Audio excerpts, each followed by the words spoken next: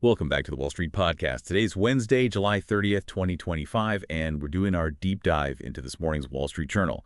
Our mission, as always, is to distill those key corporate developments, market moves, and policy shifts. Basically, figuring out what matters for you and your strategy. Let's kick off with a quick market snapshot. Major indices like the S&P and the Dow saw small dips today, kind of a cautious mood overall, and the 10-year Treasury yield holding around 4.329%. Yeah, and turning to the corporate world, there are some really big moves reported. First up, Union Pacific and Norfolk Southern, they've announced this huge $71.5 billion merger plan. The idea is to create the first truly coast-to-coast rail network in the U.S. enterprise value, around $85 billion.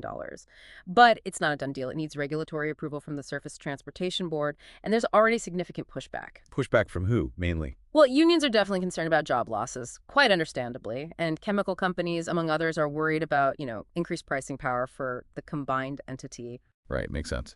And staying with big deals in financial services, JPMorgan Chase is reportedly in advanced talks to take over Apple's credit card program that's currently run by Goldman Sachs. And it's a big portfolio, about $20 billion in balances. But it sounds like there are hurdles. Definitely. One major point mentioned is Goldman's high exposure to subprime borrowers within that Apple Card program. That complicates the handover. Okay.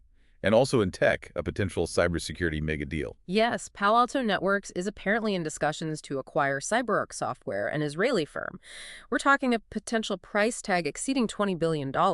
If it happens, it'd be one of the largest tech takeovers this year. Wow.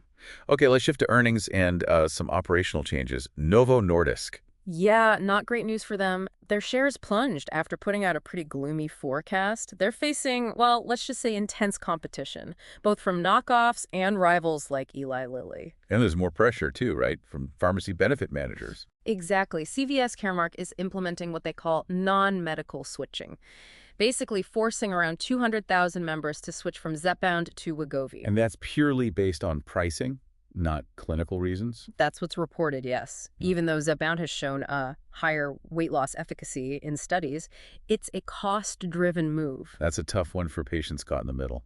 And speaking of challenges, Starbucks, sixth straight quarter of falling same-store sales. That's quite a streak. So what's their response? They seem to be rethinking their store strategy. They are. They're actually abandoning those transactional pickup-only stores and instead investing over $500 million in staffing. The goal, they say, is to enhance the warmth and human connection, a real pivot back to basics. Interesting. Meanwhile, in healthcare, United Health is signaling problems. Yes, a major bellwether. They announced earnings are set to plunge, falling even below Wall Street's already lowered expectations. And the driver is rising medical costs. Primarily, yes. They're citing a massive increase, $6.5 billion projected just for 2025. That helps explain why their stock is down, 48% year to date. Ouch. Okay, how about Spotify? Any brighter spots? Well, mixed results, actually. They did achieve subscriber growth in Q2.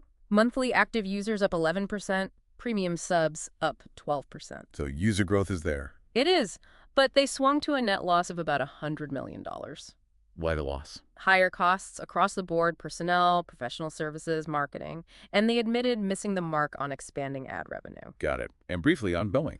A bit of good news, relatively speaking. Their best quarterly financial performance in 2 years with lower than expected cash burn. But still facing headwinds. Oh, definitely. Production of the 737 MX is still capped by regulators at 38 per month, and certification for the new MAX 7 or MAX 10 models delayed again until next year. There's an issue with the engine anti-icing system design. And potential labor issues, too. Yes, facing a possible strike from about 3,200 workers near St. Louis, so challenges remain. Okay, let's broaden out to the macro and policy picture. U.S.-China trade talks. Right, 2 days of talks wrapped up, but no agreement reached on extending the tariff truce. That truce expires August 12th, so the clock is ticking. Current U.S. levies on Chinese goods are around 50–55%. So, continued friction there. And domestically, a significant move on climate policy. Yes, the Trump administration is moving to rescind the EPA's 2009 endangerment finding on greenhouse gases. The administration claims it was, quote, unduly pessimistic and justified $1 trillion in regulations. But that contradicts the scientific data. does. Data from NOAA and even the EPA itself show global average temperatures at their highest since 1850. So legal challenges seem inevitable. Almost certainly, environmental groups are expected to fight this vigorously in court. And shifting to the Federal Reserve. Still seeing division on interest rates. Very much so. The reporting suggests officials expect to resume cutting rates eventually, just not this week. And there's political pressure involved. Unprecedented pressure, according to the Journal, from President Trump. Internally, there seem to be three main camps. Some want cuts now, citing maybe hidden weakness in the labor market. Others urge caution because of inflation concerns. And the third view. Sort of acknowledges the data dilemma. As one official put it, the decision is ultimately about the communication and politics of this. Politics influencing policy. And speaking of internal dynamics, what's happening at the Justice Department's antitrust division? Well, there's been some turmoil. The DOJ recently fired 2 senior antitrust enforcers. This apparently followed internal disagreements about how aggressive the division should be in policing mergers. Any specific context? It came after some tense negotiations and ultimately a settlement in the Hewlett-Packard Enterprise Juniper Networks case. HPE reportedly brought in politically connected lawyers, which, well, it raises questions about how aggressive antitrust enforcement will be going forward. Okay, that's a lot to process. Let's maybe step back and connect some dots. Given all these corporate reports, Starbucks changing strategy, Novo Nordisk under pressure, what really defines a successful adaptation strategy for companies right now? That's a great question. I think successful adaptation today goes beyond just cutting costs. It's about balancing that efficiency with really understanding and maintaining core customer value. Take Starbucks. Investing $500 million in staffing isn't just about service. It's a bet that human connection is their key differentiator, something you can't just replicate online. It's a strategic choice. Re-emphasizing the experience. Exactly. And conversely, look at Novo Nordisk. Their situation really highlights how critical things like pharmacy benefit manager negotiations and pricing strategy are, especially when facing intense competition and, well, mechanisms like that non-medical switching from CVS. It directly hits forecasts and market access. Right. Now, thinking about the government side, these conflicting signals from the EPA on climate and the Fed on interest rates, how does that create uncertainty or maybe even opportunity for businesses? Well, the uncertainty is definitely palpable. The EPA's move on the endangerment finding, flying in the face of scientific consensus, signals a potential major deregulatory push. That could benefit some industries in the short term, maybe energy, for example. But it also guarantees years of legal battles, creating a really unpredictable regulatory landscape. You don't know which rules will stick. So planning becomes harder? Much harder.